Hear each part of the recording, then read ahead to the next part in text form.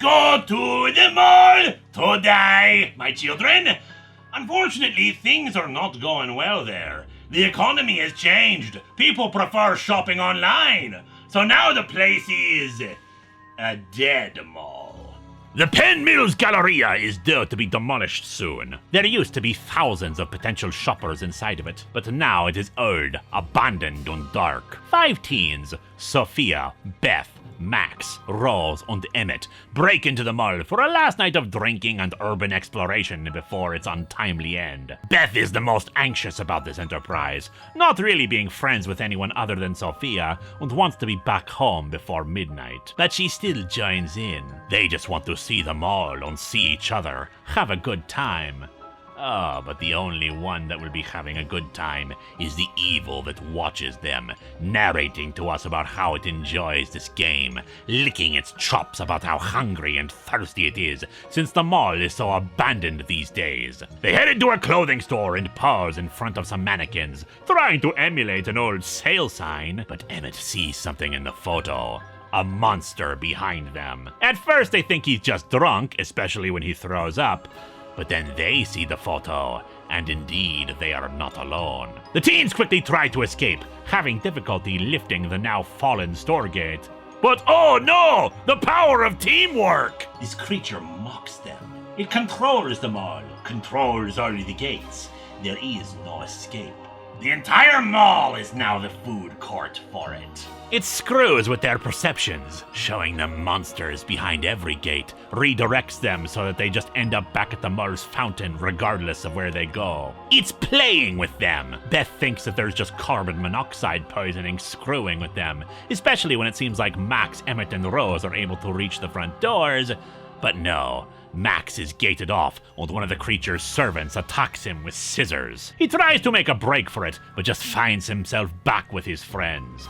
And missing 2 fingers. The teens encounter another creature, one that screams at them that they need to get out. But as the 4 says, no one has ever escaped it. Max seeks out weapons for them if they can't escape. Emmett and Rose finding themselves trapped on a seemingly infinite escalator with only darkness surrounding them. Beth notices that the stars in the skylight have not moved. More hallucinations follow. Max thinking he's in the fountain, along with some ducks that used to live there from 71 to 95, removed for being considered unhygienic. Upon dropping his keys off the escalator to see if it's an illusion that they're stuck on the stairs, Emmett tries leaping off himself, but the distance is just enough to break his leg. Rose, meanwhile, is distracted by an illusion that lures her into a makeup store. Max is lured into a store that sold blades, acquiring a sword, while Emmett feels like he's time-traveled to when the store was celebrating whatever holiday this is. My children, I only care about Halloween and Arbor Day. The rest are kind of inconsequential.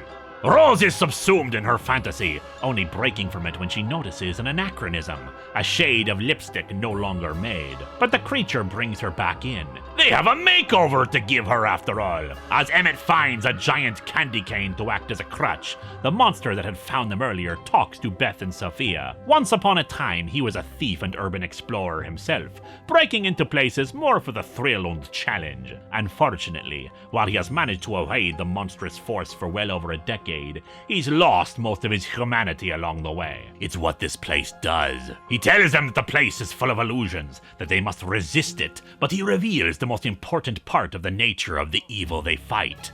It is the mall itself. The mall is alive. We learn nothing about where it came from, its origins, only that whatever it is sadistic and hungry. It will make them see what they think they want, trick them.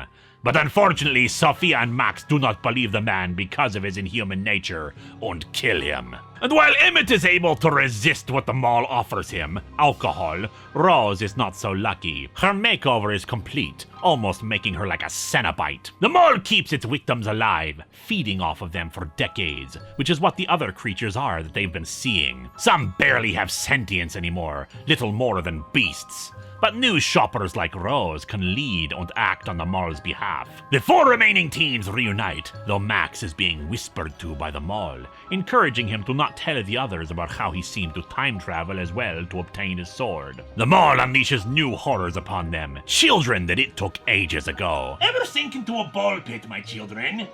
well, they kept sinking. Still, while the mall can whisper at them and seem to hold all the cards, the teens still have free will. So Max slaughters the children. Unfortunately, the mall decides to play into that, encouraging Max's more violent tendencies and toxic masculinity that he hides for Sophia's sake, allowing the mall to transform him into another new shopper for it to use. They knock him out, but the cracks are forming in the group. More arguments over interpersonal problems. Beth realizes that the outside is an illusion.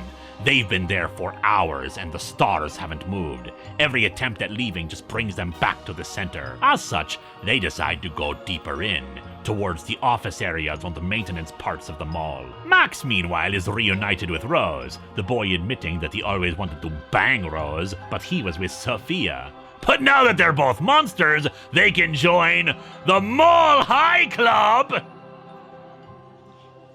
Sophia gets separated from the others and changed by the mall into another shopper, Beth and Emmett ending up in the office areas, which are now just flesh. Outside the mall, it's morning and time for the place's demolition. But the mall has known this was coming, and has prepared for it. While the two remaining human teens continue their excursion inwards, Sophia joins her former friends, angry that Max abandoned them just to go have sex with the Rose monster. The mall has to step in and stop her from killing them. The creatures inside the mall are its meal, after all. It can't let them go to waste. Instead, they're sent after Beth and Emmett. The two arrive at an elevator that Beth hopes they can use to reach the roof, but the mall destroys Emmett's cane so he can't escape. He sacrifices himself to hold off their former friends, the mall even giving him one final chance to join it and live there forever. He gives it the finger and dies. The mall allows Beth to escape, admitting that they knew someone would have to be the one to get out, but the mall thought she would actually be the first victim.